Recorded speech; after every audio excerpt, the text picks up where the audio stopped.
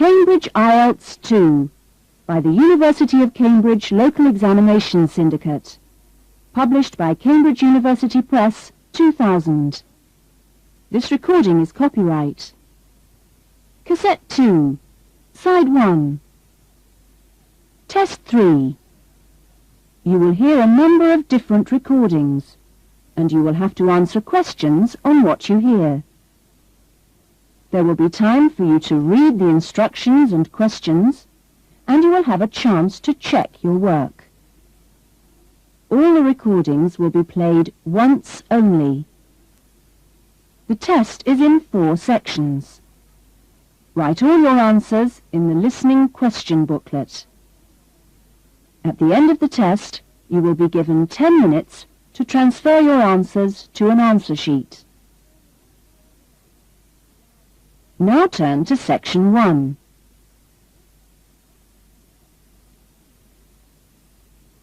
Section 1. You will hear someone being asked their opinion of a new television station. First, you have some time to look at questions 1 to 4.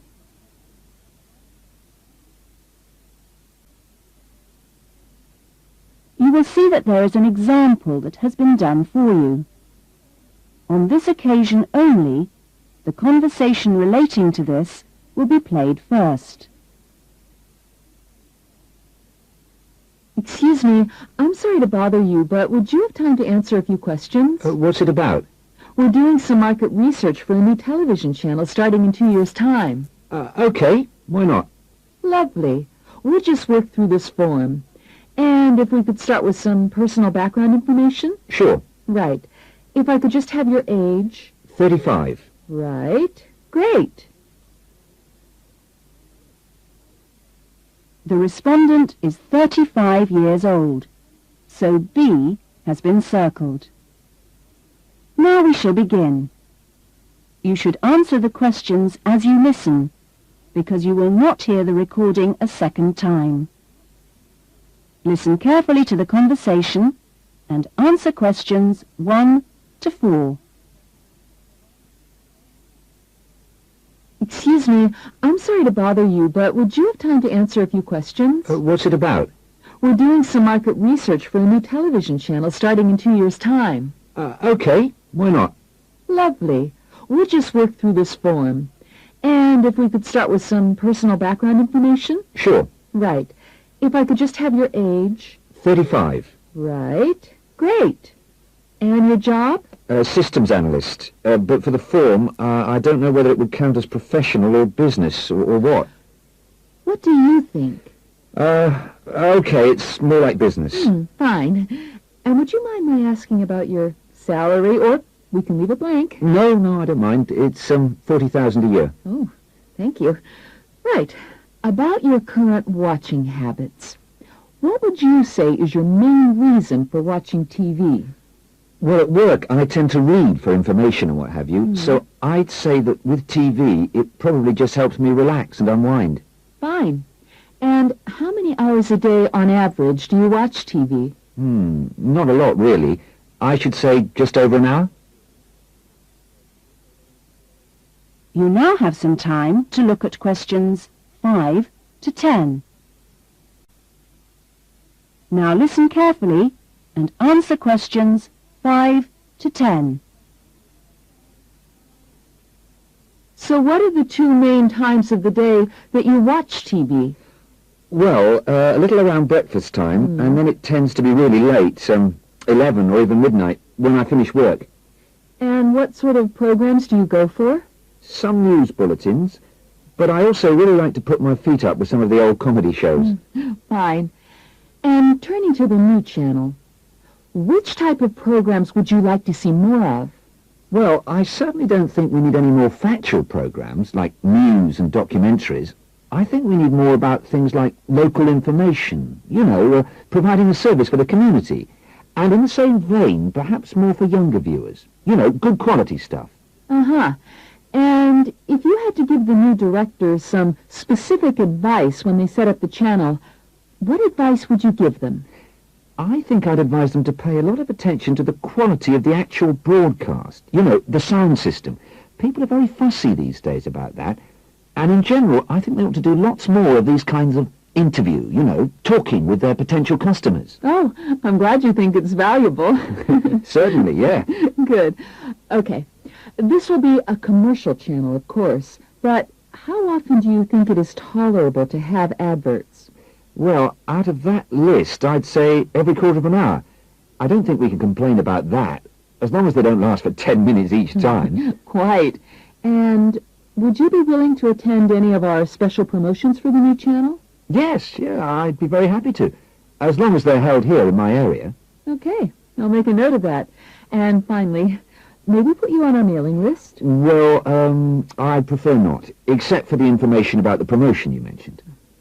Can I have your name and address? Of course. Here's my card. Oh, lovely. And thank you very much for your time, and we look forward to seeing you. Yes, indeed. Thanks.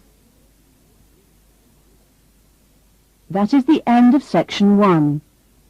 You will now have half a minute to check your answers. Now turn to section 2.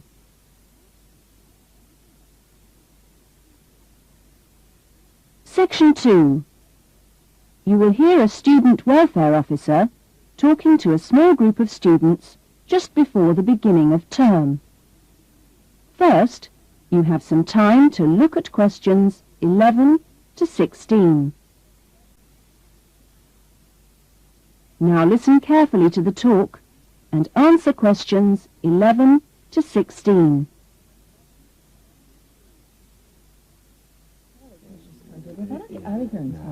Okay. Well, good morning, everybody. My name's Elizabeth Reed, and I'm your Assistant Welfare Officer.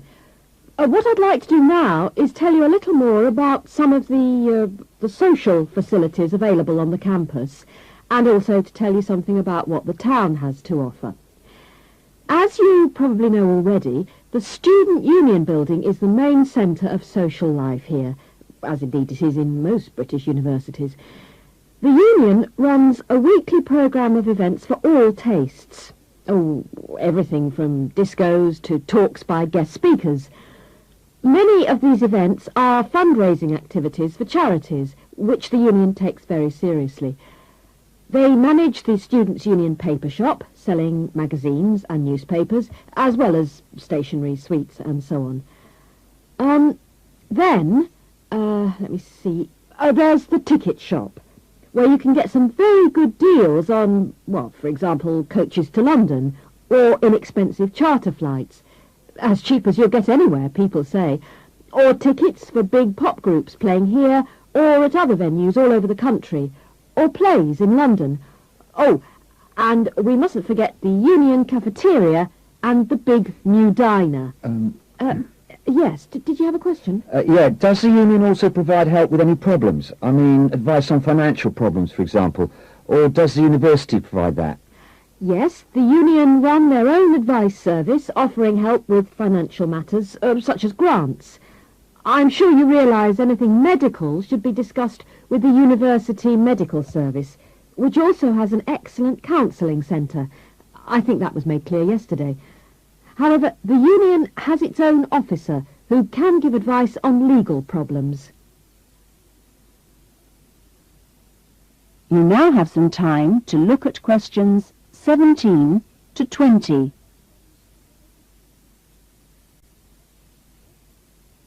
Now listen to the rest of the talk and answer questions 17 to 20. Now, on to Radford. For a town of its size, Radford has some unusually good leisure and community facilities, and has quite a good shopping centre with an interesting range of shops. As you go into Radford, there's a new, well, quite new, Olympic-sized swimming pool. That's on the outskirts at a place called Renton. Above the pool, there's a high-tech fitness centre. Are there any ice skaters here? No? Oh, pity. The facilities for ice skating are excellent.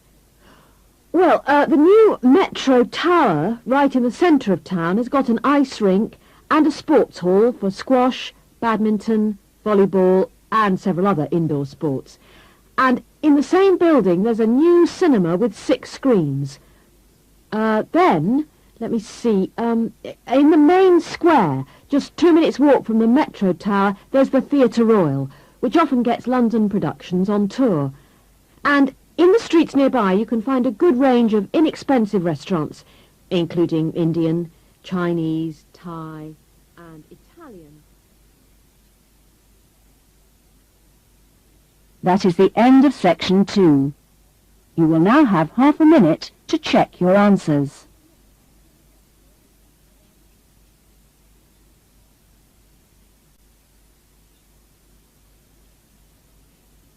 Now turn to section 3.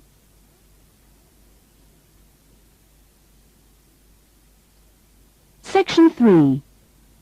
You will hear a tutor, Dr. Simon, talking to some of his students about writing a dissertation. First, you have some time to look at questions 21 to 26.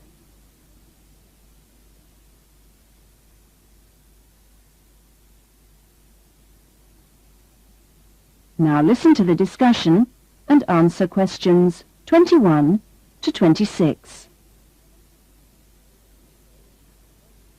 Okay, welcome back to the new term. Hope you've had a good break and that you're looking forward to writing your dissertation. Now, what I'd like to do in this session is give you the opportunity to ask questions on writing the dissertation. Requirements, milestones, who to see when you need help. It's very informal. It may all be written on paper, but it's nice to get it confirmed. So, anything you'd like to ask? Dr. Simon, is there a fixed hand-in date yet? Right, I can confirm that that's the 21st of May, not the 20th, as we first stated. Okay? Jane? What about the word limit? Well, we try to be pretty flexible on this, but in broad terms, it's 18 to 20,000.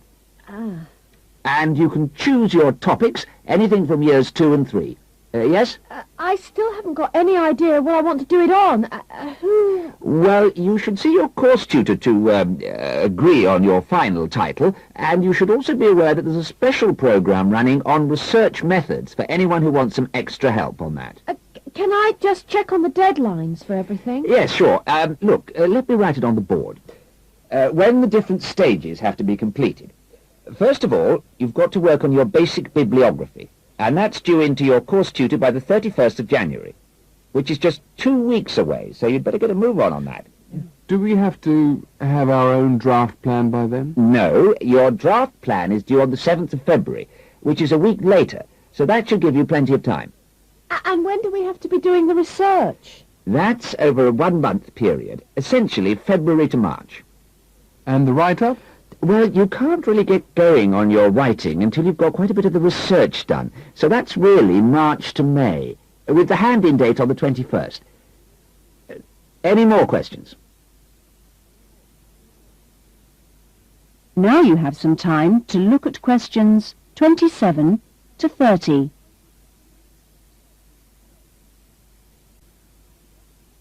Now listen to the rest of the discussion and answer questions 27 to 30. Well, sir, just some advice, really. It's about computers. Would you advise us to buy one? What can I say, Andy? I know it's a massive expense, but I really feel it would be of great benefit. You can always look in the student union adverts for second-hand ones. Yes?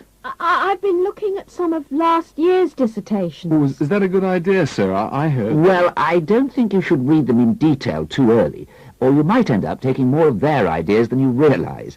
But yes, it really is the best guide you can have to the expectations of what's expected when you write a dissertation.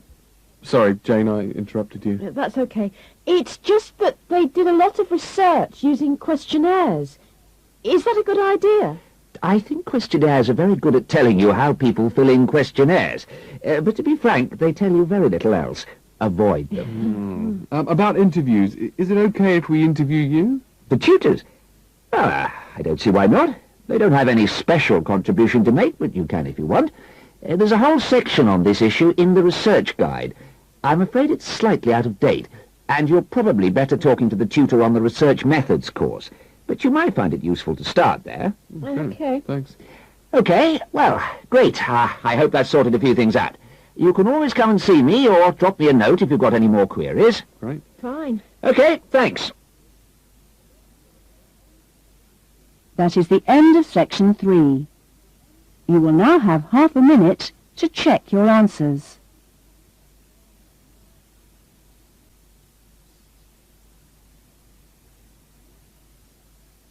Now turn to section 4.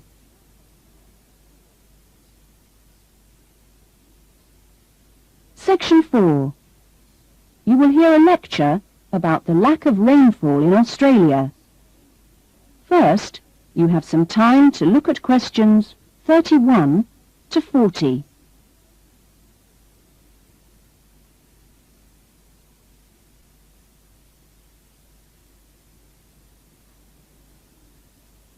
Now listen to the lecture and answer questions 31 to 40. Good morning. This morning we are continuing our look at Australia and its natural problems. Actually, dryness, or aridity, as it is generally called by geographers, is probably the most challenging of Australia's natural problems. And so it's very important in this course for you to have a good understanding of the subject. For Australia, water is a precious resource, and its wise management is of the greatest importance. As I've said, Australia is a dry continent, second only to Antarctica in its lack of rainfall. Long hours of hot sunshine and searing winds give Australia an extremely high rate of evaporation, far more than in most other countries.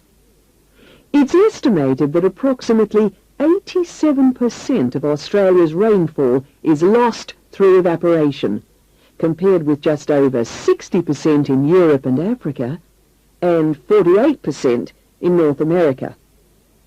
You generally think of Africa as being a very hot and dry place, but it's not in comparison with Australia. In many parts of Australia, standing water, that is, dams, puddles and so forth, dry up rapidly, and some rainfall barely penetrates the soil. The reason for this is that the moisture is absorbed by thirsty plants. Some parts of Australia are dry because rainwater seeps quickly through sandy soils and into the rock below. In parts of Australia, this water, which seeps through the sandy soil, collects underground to form underground lakes. Water from these subterranean lakes can be pumped to the surface and tapped, and so used for various purposes above the ground. In fact, extensive underground water resources are available over more than half of Australia's land area. But most of the water is too salty to be used for human consumption or for the irrigation of crops. However, most inland farmers do rely on this water for watering their animals and, where possible, to a lesser extent, for irrigation. Underground water can flow very large distances and can be kept in underground reservoirs for a very long time. Water from these underground reservoirs bubbles to the surface as springs in some parts of the country, and these rare sources of permanent water were vital to early explorers of inland Australia and to other pioneers last century who used the springs for survival. But in many places, levels have fallen drastically through continuous use over the years. This has necessitated the pumping of the water to the surface. Remarkably, underground water sources in Australia supply about 18% of total water consumption. So you can see it's quite an important source of water in this dry land. So, most of the consumption of water in Australia comes from water which is kept above ground. More than 300 dams regulate river flows around the country. The dams store water for a variety of functions. The rural irrigation of crops, without which many productive areas of the country would not be able to be farmed.